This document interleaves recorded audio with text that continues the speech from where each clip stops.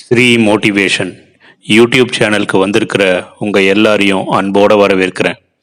இந்த யூடியூப் சேனலில் சிந்தனையை தூண்டக்கூடிய குட்டி குட்டியான அழகான கதைகளை தான் நம்ம பார்க்க போகிறோம். வாங்க கதைக்குள்ளே போகலாம். இன்னைக்கு நம்ம பார்க்க போகிற குட்டி கதை சூர்தாசரும் துளசிதாசரும். அவருடைய பெயர் சூர்தாசர். பிறவியிலேயே தன் கண் பார்வையை இழந்தவர். அதனால அவர் குடும்பம் அவரை ஒதுக்கியே வச்சுட்டாங்க.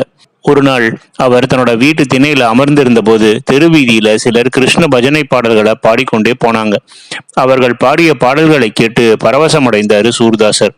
அதில் ஒருத்தரை அழைத்து, ஐயா, நீங்க இப்போது பாடிய பாடல்கள் யாரை பற்றியது?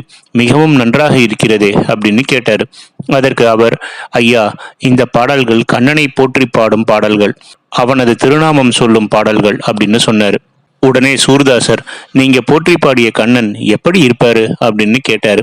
அதற்கு அவர், ஐயா, கண்ணன் சிறு குழந்தை, கருநீலம் உடையவன். அவனின் புன்னகை முகத்தை பார்த்தால் பரவசம் அடையும் நம் மனது அவன் வசம் போய்விடும். கையில் புல்லாங்குழல் வைத்து இசையால் இந்த உலகத்தை இயங்கச் செய்பவன் அப்படின்னு கண்ணனை வர்ணித்துவிட்டு அவர் அங்கிருந்து கிளம்பியும் போனார். இதை கேட்ட சூர்தாசர் கண்ணனை தனது மனக்கண்ணால் பார்த்து அப்படியே கண்ணனை தன் மனதில் வைத்து பாடவும் ஆரம்பிச்சார். பின் தனது வீட்டை விட்டு சென்று ஒரு ஆற்றங்கரை மரத்தின் அடியில் அமர்ந்து தினமும் கண்ணனின் வடிவத்தை எண்ணி பல பாடல்களை பாடவும் தொடங்கினார். இவரது பாடல்களை கேட்க கூட்டம் கூடியது. தினம் இவர் பாடல்களை கேட்க வரும் மக்கள் கூட்டம் அவர் பசியார ஏதாவது உணவுப் பொருட்களை கொடுத்து விட்டு போயிடுவாங்க. அதை அன்போடு ஏற்றுக்கொள்வார். சூர்தாசர் கண்ணனின் கீர்த்தனைகளை பாடியே வந்தார். இப்படியே இருக்க ஒரு நாள் துளசிதாசர் அப்படின்ற ராம பக்தர் அங்க விஜயம் செய்தார். இவர் வடபுலத்தில் கம்பரை போல் ராமாயணம் படித்தவர். அதுவே துளசி ராமாயணம் அப்படின்னும் போற்றப்பட்டது. சூர்தாசர் இருக்கும் இடத்திற்கு வந்த துளசிதாசர் அவரது கீர்த்தனைகளை கேட்டு தன்னையே மெய்மறந்தார். சூர்தாசர் பாடி முடிக்கும் வரை அமைதி காத்த துளசிதாசர் பின் சூர்தாசரை அழைத்து ஆறத் தழுவி, இனி நாம் நண்பர்களாக இருந்து இருவரும் ஒன்றாக சேர்ந்து கண்ணனின் கீர்த்தனைகளை பாடுவோம் அப்படின்னு சொன்னார்.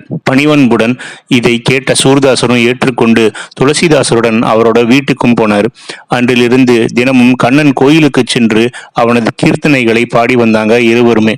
ஒரு நாள் இருவரும் கண்ணன் கோயிலுக்கு சென்று கொண்டிருந்தாங்க.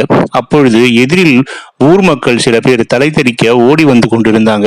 அதில் ஒருத்தரை தடுத்து நிறுத்திய துளசிதாசர், ஐயா, ஏன் இந்த பதட்டமான ஓட்டம்? ஏதேனும் ஆபத்தா அப்படின்னு கேட்டார். ஓடி வந்தவர், ஆமாம் ஐயா, எதிரே ஒரு மதம் பிடித்த யானை ஒண்ணு எல்லாரையும் துரத்திட்டு வந்துட்டு இருக்கு. அதன் பிடியில அகப்பட்டா மிதித்தே கொன்றுவிடும். ஆகவே அனைவரும் ஓடிக்கொண்டே இருக்கிறோம். நீங்களும் தகுந்த பாதுகாப்பான இடத்திற்கு போய்விடுங்க அப்படின்னு சொல்லிட்டு ஓடிட்டாரு. அப்போது சூர்தாசர் துளசிதாசரை பார்த்து, நண்பரே, யானை எப்படி இருக்கும்? அதற்கு மதம் என்கிறாரே இவர், அப்படி என்றால் என்ன அப்படின்னு கேட்டார். அதற்கு துளசிதாசர், சூர்தாசரே, யானை என்பது மிகப்பெரிய மிருகம். அதற்கு கோபம் என்கின்ற மதம் பிடித்து விட்டா பார்க்கும் அனைத்தையும் மிதித்து அழித்தே விடும். அதனால்தான் எல்லாருமே பயந்து ஓடுறாங்க. நீர் ஒன்றும் கவலைப்படாதீர். நம்முள் கண்ணன் இருக்கும்போது நமக்கு என்ன கவலை அப்படின்னு கூறி கண்ணனை நினைத்து அந்த இடத்திலேயே ஓடாமல் தியானித்து நின்றாரு துளசிதாசர். மதம் கொண்ட யானை அவர் அருகே வந்து நின்றது. தியானத்தில் இருந்த துளசிதாசரை பார்த்து பின் அப்படியே பணிந்து வணங்கி அவரை ஆசீர்வதித்து விட்டு வந்த வழியே சாந்தமாக திரும்பி சென்றது. இதை வியப்போடு பார்த்த மக்கள் துளசிதாசரை வணங்கி நின்றாங்க. சற்று நேரத்தில் துளசிதாசர் தியானம் கலைந்து கண் திறந்து பார்த்தார். மக்கள் எல்லாருமே இவரை வணங்கி நடந்ததை கூறினாங்க. இதை கேட்ட துளசிதாசர், எல்லாம் கண்ணன் செயல், அவனை வணங்குங்க அப்படின்னு கூறிவிட்டு சூர்தாசரை தேடினார். சூர்தாசர் ஒரு கடையின் மறைவில் 2 கைகளை தன் நெஞ்சில் வைத்துக் கொண்டு நடுக்கத்தோடு நிற்பதை பார்த்தாரு துளசிதாசர். இப்போது துளசிதாசருக்கு ஒரு சந்தேகம் ஒண்ணு வந்தது. நம்மை போலவே சூர்தாசரும் ஒரு கிருஷ்ண பக்தன் தானே, பின் ஏன் ஒரு யானையை நினைத்து அவர் பயப்பட வேண்டும் அப்படின்னு நினைத்து சூர்தாசரை அழைத்து வந்து தன் சந்தேகத்தையும் கேட்டார். அதற்கு சூர்தாசர், துளசிதாசரே, நீர் மிகப்பெரிய ராமபக்தர் தான், நான் ஒப்புக்கொள்கிறேன். ஆனா உன் மனதில் இருக்கும் கண்ணனோ இளமை தேகம் பொருந்தியவன். அதனால் நீங்கள் தியானத்தில் இருந்த போது வந்த யானையை கண்ணன் விரட்டி விடுவான். ஆனா கண்ணில்லாத குருடனான எனக்கு என் மனக்கண்ணில் உள்ள கண்ணன் ஒரு சிறு குழந்தை வடிவானவன். இதுவரை அவனது சிரித்த முகத்தை வைத்தே பல பாடல்களை பாடியுள்ளேன். ஆனால் யானை மிகப்பெரிய மிருகம் என்று நீர் சொன்னதால் என் மனதில் உள்ள கண்ணன் சிறு குழந்தையானவன்.